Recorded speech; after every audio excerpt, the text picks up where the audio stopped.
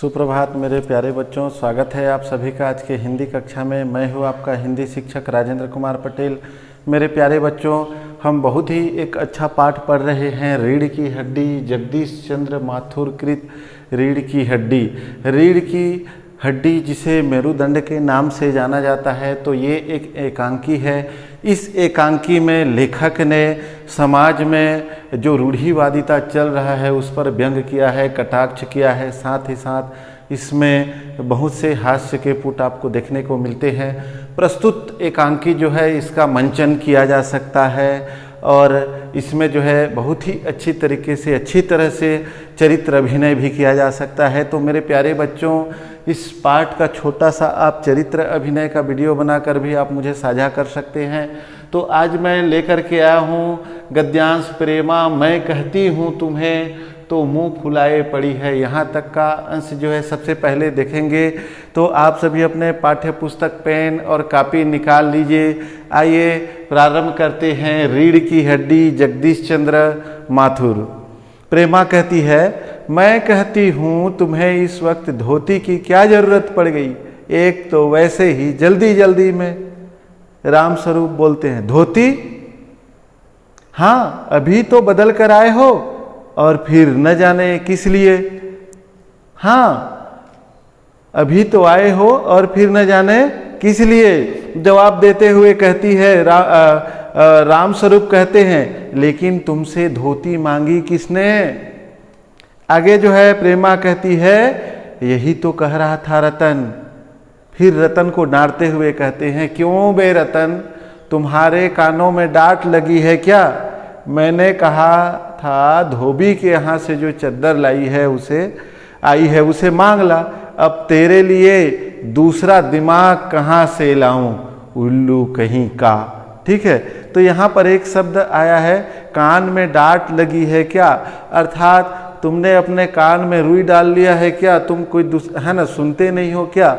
इसका सही ये है ना, कान में रुई डालना या किसी की बात न सुनना या अनसुना कर देना। राम स्वरूप आगे जो है कहते हैं, राम स्वरूप का जवाब देते हुए प्रेमा कहती है, अच्छा जा, पूजा वाली कोठरी में लकड़ी के बक्स के ऊपर धुले हुए कपड़े रखे हैं ना, उन्हीं में से चद्दर उठा ला। रतन कहता है, और दरी? दरी यही तो रखी है कोने में, वह पड़ी तो है। राम स्वरूप दरी उठाते हैं और बीबी जी के कमरे में से हारमोनियम उठा ला और सितार भी, जल्दी जा। इस तरह से रतन जाता है और पति पत्नी तख्त बिछाते हैं।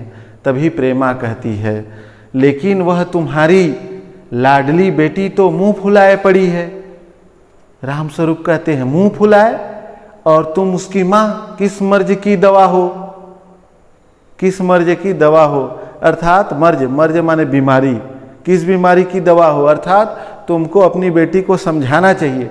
जैसे तैसे करके वे लोग तो पकड़ में आए हैं, अब तुम्हारी बेवकूफ़ी से सारी मेहनत बेकार जाए तो मुझे दोष मत देना। प्रेमा कहती है, मैं ही क्या करूं, सारे जतन करके हार गई। तुम्ही ने उसे पढ़ा लिखा कर इतना सिर चढ़ा रखा है। मेरी समझ में तो ये पढ़ाई लिखाई के जंजाल आते नहीं। अपना जमाना अच्छा था, आई पढ़ ली, गिनती सीख ली और बहुत हुआ तो स्त्री सुबोधनी पढ़ ली।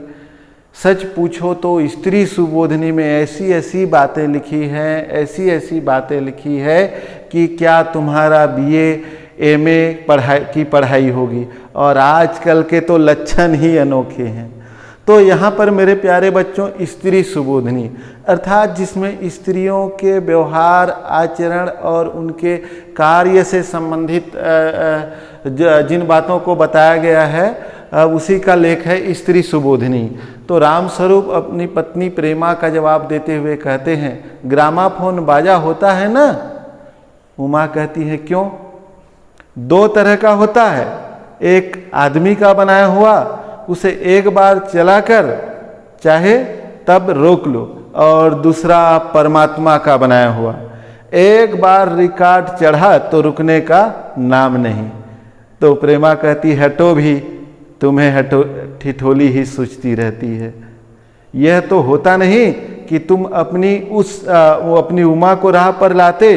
अब देर ही कितनी रह गई है उन लोगों के आने में, उन लोगों के आने में, किन लोगों के आने में, लड़कों के आने में। लड़के जो है उमा को देखने आ रहे हैं, ठीक है, उमा को देखने आ रहे हैं ब्याह के लिए। तो आगे देखते हैं क्या हुआ। राम स्वरूप कहते हैं तो क्या हुआ। प्रेमा कहती है तुम्ही ने तो कहा था कि जरा ठीक ठाक करके नीचे लाना। आजकल तो लड़की कितनी सुंदर हो, पढ़ी लिखी हो, बिना टीम टाम के भला कौन पूछता है। इसी मारे मैंने तो पाउडर वाउडर उसके सामने रखा था, पर इन चीज़ों से न जाने उसे किस जन्म की नफरत है। मेरा कहना था आंचल में मुंह लपेट ले गई, भाई मैं बाज आई तुम्हारी इस लड़की से। आंचल में मुंह लपेट कर लेट गई, अर्थात उनका शादी करा देना, ब्याह करा देना। आगे देखते हैं। राम स्वरूप कहते हैं न जाने कैसा दिमाग है, वरना आजकल की लड़कियों के सहारे तो पाउडर का कारोबार चलता है। अर्थात जो है आजकल की जो लड़कियां हैं वो तो इतना ज़्यादा जो है पाउडर लगाती हैं, फैशन करती हैं कि मत पूछो। लेकिन तुम्हारी लड़की ये सबसे भिन्न है। तो मेरे प्यारे बच्चों, ये दोनों गद्यांश आज आप लोगों को समझ में आया होगा, अच्छा लगा होगा। इसका चरित्र अभिनय भी आप कर सकते हैं। यहाँ पर मैंने एक प्रश्न लेकर के आया हूँ। इस प्रश्न का जवाब आपको लिख करके मेरा जो व्यक्तिगत व्हाट्सएप नंबर है इसमें देना होगा। आज का सवाल है घर की मालकिन प्रेमा का चरित्र चित्रांकन अपने शब्दों में कीजिए। तो जितना अंश हम पढ़े हैं इसमें आपको क्या लगा, उसका प्रेमा के चरित्र के संबंध में आपको बताना है, उनकी विशेषताओं को बताना है। तो मेरे प्यारे बच्चों, ये पाठ आपको अच्छा लगा होगा, समझ में आया होगा। आप सभी कक्षा में सम्मिलित हुए आप सभी को धन्यवाद।